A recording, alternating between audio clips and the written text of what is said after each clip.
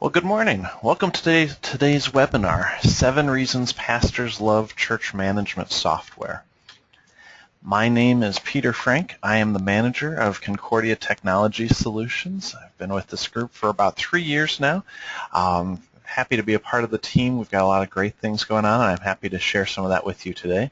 You'll see that my contact information is listed up there. My email address is peter.frank@cph.org, and my direct phone number is 314-268-1408. You can also call our 800 number and ask for me there. I always love talking with customers, so please feel free to drop me a note or give me a call.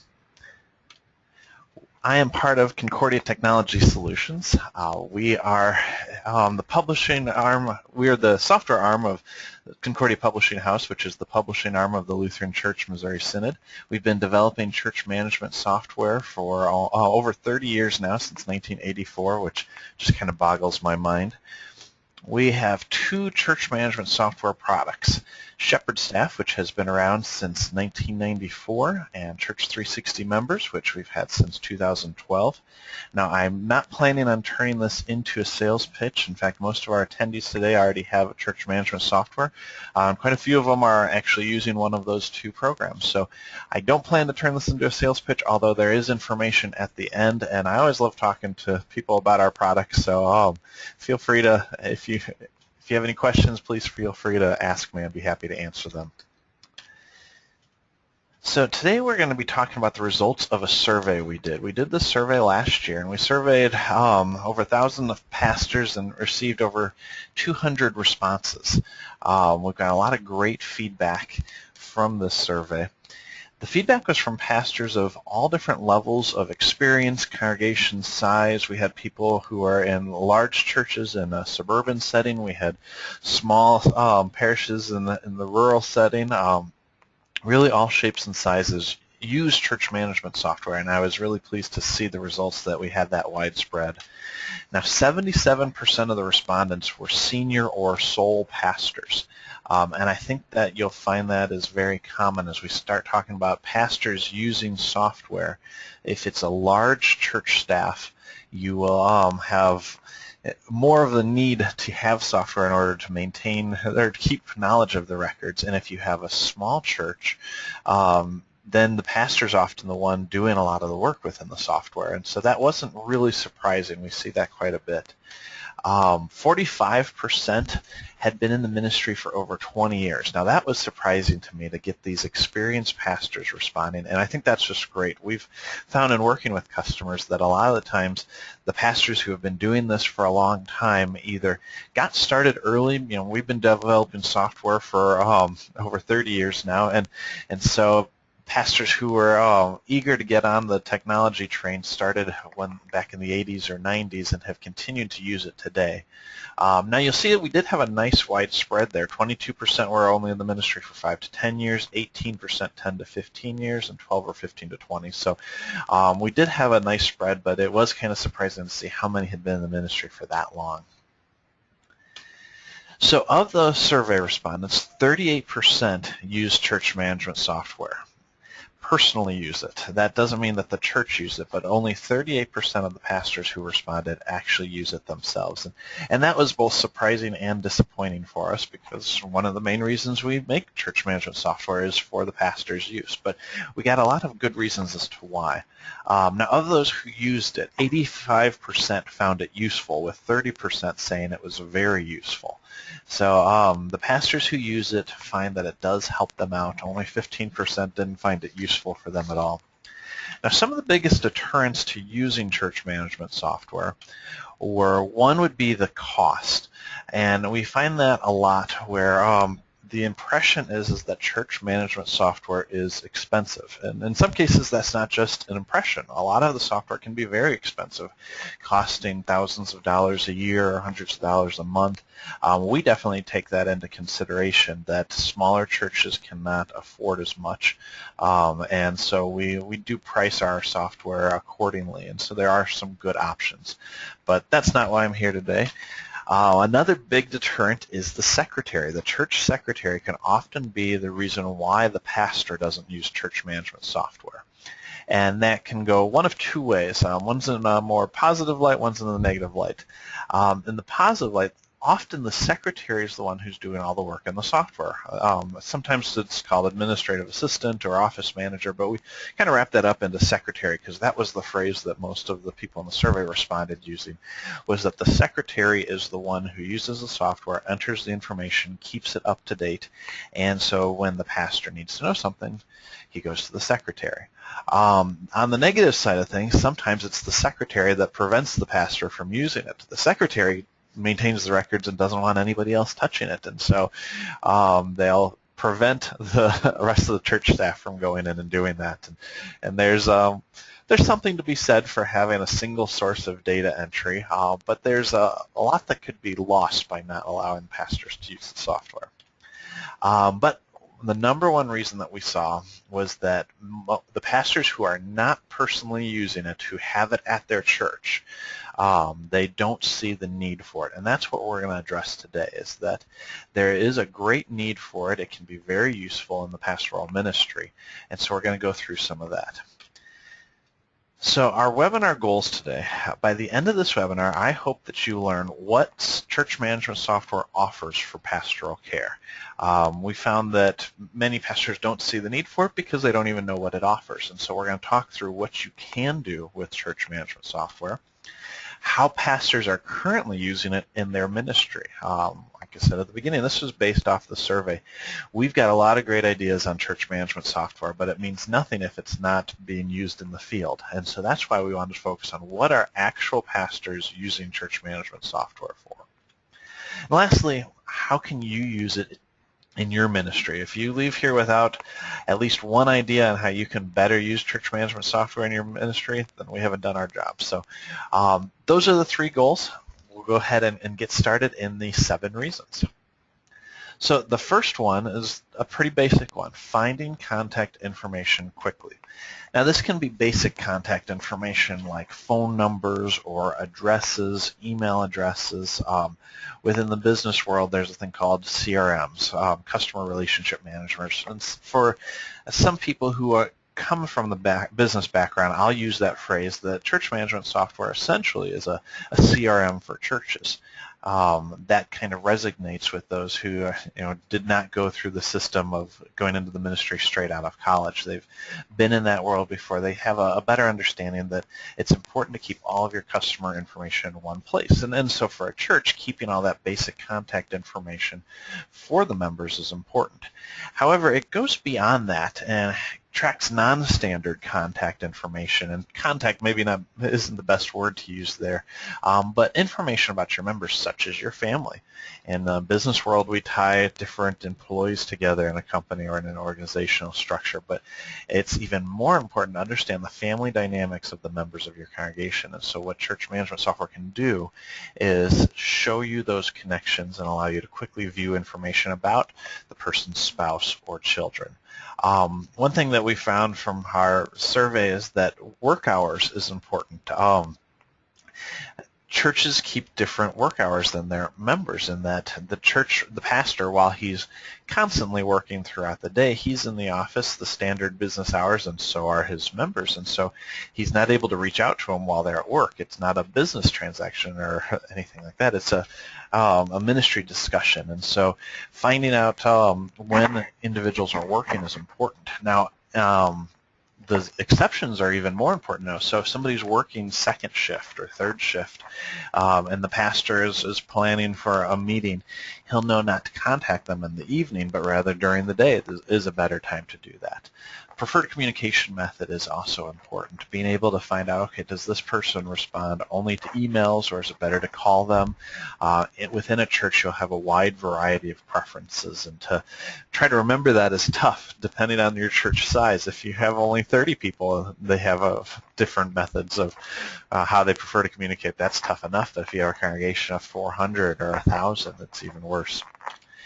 So The reason that you want to be able to find this information quickly is to be independent of the office manager or your secretary or whatever that title is, whoever that gatekeeper of that information is.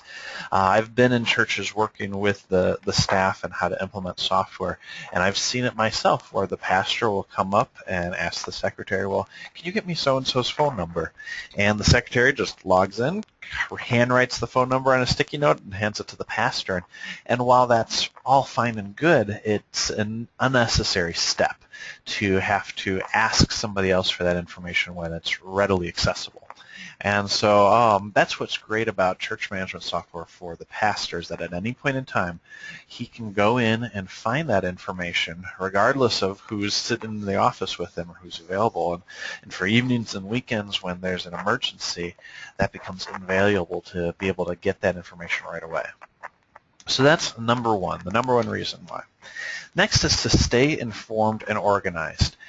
This kind of branches off from the idea of information about members and takes into more about their life, important milestones, so birthdays, baptism anniversaries, confirmation, wedding anniversaries, death anniversaries. The year after a spouse dies is an incredibly important time to provide pastoral care. And for a pastor who may not be as affected by the death of a person, it's hard to remember a year out that happened, but for the spouse or the rest of the family, that's very important. So being able to track that information is easy to do in church management software and can provide the context of when somebody is needing pastoral care. We'll talk about that in a little bit more detail later on. Family connections, we mentioned that before, but and this is especially important for new pastors coming into a congregation, not necessarily new pastors, but pastors coming into a new congregation. We had a change in our pastors about 3 years ago at our church, and we have about 400 weekly attendance, and there's a lot of relationships within the church, families, parents, siblings, and the last names don't always match. And so it's tough for a new pastor to come in and find those connections. Being able to see that outside of the household, what are those connections and how do they influence within the church is information that you can only pick up with time, but software can help you track that ahead of time and help you remember some of those things. Church involvement. What you can do in church management software is track who is attending what service or what ministry activities or what they've done historically or currently doing, and keep that all in one place so you can see, okay, well, Jim used to be on the board of elders a few years ago, and now he's no longer doing that, and I don't really see him coming to church too often. What's going on there? Sally is leading up 3 different ministries and attending 2 Bible studies, and so-and-so just asked me to invite Sally to join this board. Being able to see those things on the screen helps you realize things that you may have noticed in person but didn't put all together, and so it gives you that complete package or that complete picture of what people are doing within the church. You often hear the 80-20 rule. 80% of the people are doing 20% of the work. That becomes very visual when you see it listed in a database like this. Interests, hobbies, skills. Pastors are great at kind of finding the right thing for a person to do. I've seen that in my experience in churches. I've heard it from others. The pastors are often the ones that say, you know, you would be really good at doing this. Well, for the pastors who can't remember all of that information, you can't remember that, you know, Bob is a woodworker or that John is a plumber. You know, you can track all of that within your software so that when the need arises, you can go back and say, okay, who's a plumber in our congregation? Find that out and say, hey, would you be willing to help this new family? They're kind of hard up for money right now, and they have some plumbing issues. There's some great ways to use that, and that's just touching the surface, being able to look at somebody's interests and their skill set, and then look at ministry needs and tie them together are just great. Changes. Anything that changes in terms of phone numbers, emails, address, or the family situation, the pastor can't keep track of all that in his head, and often he's not the one that is being contacted when something like that happens. So if a family moves and tells the church office, but that message doesn't get flowed to the pastor, he may pull that sticky note out from the last time he got it from the church secretary and use that to go visit them when they may be at a completely different address. Being able to access that information will help the pastor stay up to date on all of those changes without having to be the one entering those changes in. Additionally, family situations. I know in our congregation we have a lot of different mixed families, whereas you've got, the parents and the adult children and maybe the grandkids or great-grandmas living in there. Being able to see that there's a blend of families within that single household could give you some clues as to the need for pastoral care or involvement, or just help you stay informed on what's going on in your members' lives. Connecting members with one another. That is, so you touched on that a little bit before in terms of skills, but if you look at it from like a geographic location, being able to see where your members are on a map is fantastic. So I recently joined our board of elders, and I pulled up the map in our church management software and saw there are people in my neighborhood that I didn't even know were living there who attend my church. And we live in a fairly small area where we're very close to the church, and most of the members are local there. I know a lot of churches have kind of that widespread geographic area where people are traveling from all different areas, and being able to know where different people are living who are in the same neighborhood, or I put their senior living facilities. That's important from a practical standpoint of when you're going to visit somebody, being able to see who else in the area you can visit, but also from a relational standpoint, being able to connect those people to one another and say, hey, did you know that the Williams family lives just down the street from you? Or your neighbor just joined our church, you should welcome them in. Being able to see that visually is great. Life stages. I still remember the story my parents told me back when I was, I think, 3, and they switched churches. And the pastor at that church, after he met them, he said, stay right here a second. And he went across the narthex and brought over another young family. It was a rather, it was an older congregation where most of the members were in the later stages of life, but he connected them with another young family, and they stayed at that church for years and years, in fact, until he left. In my home congregation right now, we see a lot of those people who have an empty nest and have moved into the congregation. They've moved into the area to be closer to their kids and grandkids, and they don't have those same connections that they used to have where they lived previously. And so being able to see, these people are going through a very similar situation. Those who have been widowed, finding those connections there, you'll often see that those who have lost spouses tend to sit near each other so that they're not sitting in the pew by themselves. And it's a way to support each other, but also build that fellowship. And software can help you identify each one of those stages very easily. Common interests, especially when welcoming new members in the congregation. Life stages are very important, but also say, so-and-so goes to the Cardinals game all the time, and I know you're a big baseball fan. Would you connect with them and maybe invite them to a game sometime? Things that may not be seen as part of the spiritual life, but can help build up that community, can be tracked easily with software. Going on number 4. Identify those in need of pastoral care. And you'll notice a trend here that a lot of these kind of tie together. So tracking changes in, let's say, like attendance patterns. As you see that somebody is attending less or all of a sudden stops attending abruptly, that's often a sign that something has changed in their life. A lot of the times could require some pastoral care. Family is going through marital issues, and the spouses are separated, and so one of them stops coming. Now, in a small congregation, those things are readily apparent, and you'll see, normally we have 45 here every week, and we're down to 43. What happened? In the larger congregations, it's harder to see, especially if there's multiple services and the pastor's not preaching at each one or doing communion at each one and may not get to see everybody who's attending, it's easy to assume that you just happen to miss that person and they're at a different service. And for the supporting the support in the ministry, like the board of elders, who may not be at every single service like the pastor. Being able to see that, they'll miss that entirely if they're only attending one service. And so church management software can identify where are those breaks in attendance, and give a clue as to the fact that there might be something wrong. That doesn't mean if somebody stops attending that there's a pastoral emergency. It could be that they're snowbirds or they just went on vacation or traveling for business. But it's important to be able to see that, and church management software is the best place to track that and see it in an actual data-like format.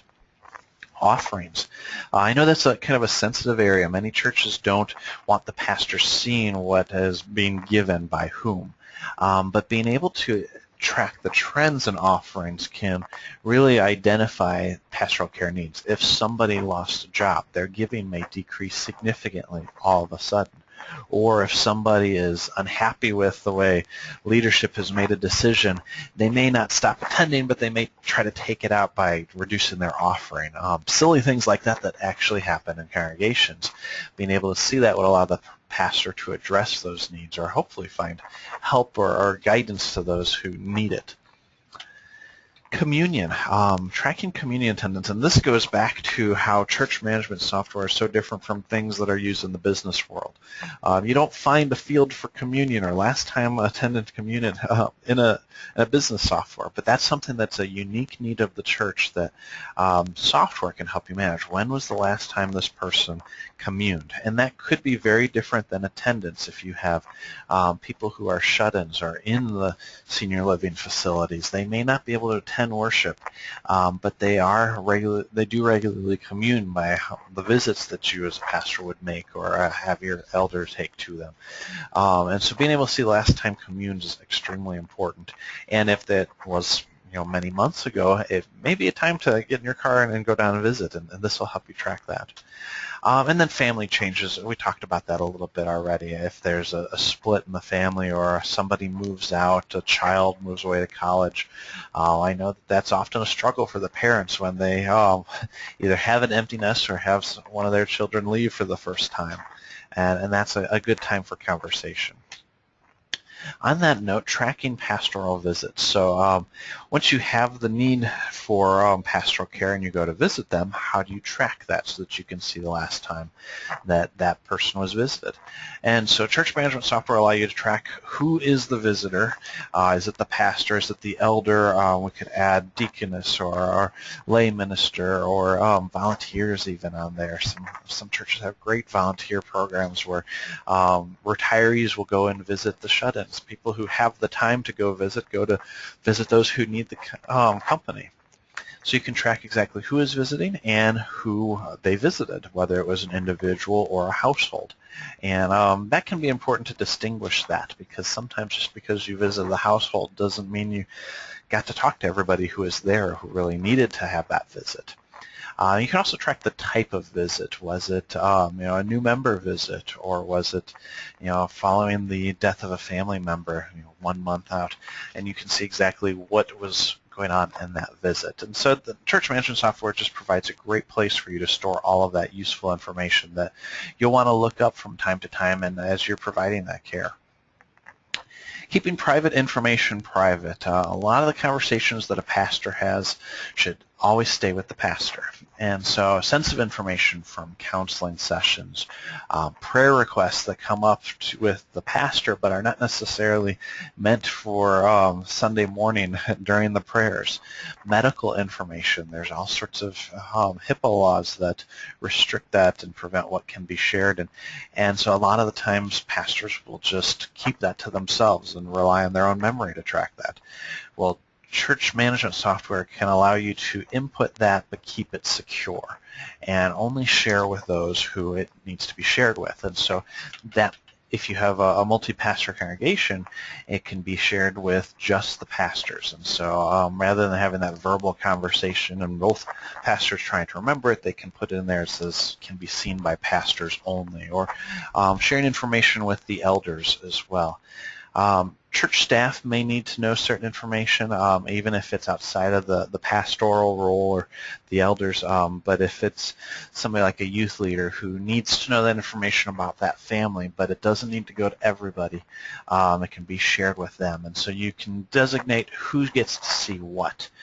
This also helps with continuity, so if the pastor leaves or if a volunteer moves on to a new role, being able to have that historical information readily available can be a great help to that next person who's in there while still keeping it secure and private. The last one on here is tracking the trends within the congregation. And so we've talked about tracking trends for individuals, but for the pastor to be able to see the trends at a macro level, if you will. So being able to see what worship attendance is like at a higher level on service times or the percentage of visitors versus members. You can break that down into demographics by looking at, well, when are the younger members attending or when are the older members attending? What's their participation level? Are the people who are attending the early service staying for Bible study, or is it only those who are coming to the late service that are getting there ahead of time? We just went through a change in our congregation of service times. We had 3 services. We went down to 2 so we could have a dedicated Christian education hour. And as you can imagine, that was met with a lot of controversy because service times are very important to individuals. Well, we reviewed the data both before, during, and after our test run. We did this for a few months, and so we looked at who was attending when and what were the demographics before we made any change, when we did the test, and then after we did it permanently. We continued to review that and see, well, was that positive? Did it have the effect that we wanted it to have? And then contribution levels as well. Again, a lot of churches don't want pastors to know what's being given. We find that that's very important on the individual level, not as important on the overall level. The pastor being able to see the overall financial health of the congregation is something important so that he can see, what is that standing, what ministry decisions need to be made based off of the financial information. So being able to track that in here. So those were the 7 reasons. We're going to summarize it up here.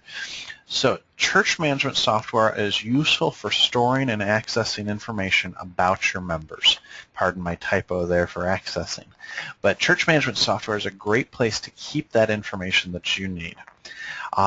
You get what you or someone else put into it. So if you're not putting in that data, you can't use the data, and that's where we'll often see that there's not that great use of the software because the data isn't there. But if you put it in, you can get a lot out of it. And it's important to remember that church management software does not provide pastoral care. It's simply another tool in the toolbox. It supports the pastoral care that you're providing as an individual. It can't replace those individual interactions, but it can help inform them. So one of the quotes we got from the surveys was this: if you can find a piece of software that helps you manage well the care of God's people, purchase it and use it daily. Track your ministry, care for God's people. It is essential to keep track well. Nothing that isn't measured isn't managed. And so I think that really does a great job of summarizing that. And that's from a senior pastor with 20 years in the ministry, being able to say that. And I looked it up, and not even using our software. So it's not a sales pitch for what we're doing. It's just for the overall idea that church management software can help you take care of God's people by measuring the things that are important. If you measure it, you'll manage it. And that's a basic business principle I've heard many times, but it applies so well to the church that if you're measuring that information, you can manage it well. So for the complete list of reasons and a little bit more detail, you can download that at this URL. It's bit.ly/CHMS for pastors. CHMS is church management software, and that'll take you to the link probably where you went to sign up for this webinar. Over the next few days, we will be putting a recording of this webinar and all the slides on there, and you'll still be able to download this list of reasons there. And if you found this information valuable, please share it with somebody else. We'd love for other pastors to find out about this. We truly believe in what we're doing by developing church management software and would love for more people to take advantage of it. All right, here's the sales pitch. I mentioned that I would not make this whole thing a sales pitch, but I did want to share that we do have these two great software, Shepherd Staff and Church 360 members. They each do the things that we talked about, but in a couple different ways. Shepherd Staff is a PC-based, whereas Church 360 is online. And if you're looking at changing your church management software, we'd love for you to consider one of these, and you can view the differences at cts.cph.org/comparison to see exactly what's different about each one of them. Again, my contact information, I'm Peter Frank, and you can email me at peter.frank@cph.org. I really appreciate you attending today. I hope you found that this was valuable, and I thank you for your use of church management software. Please feel free to give us a call or send me a note if you have any questions. Otherwise, that's all for now. Have a great day.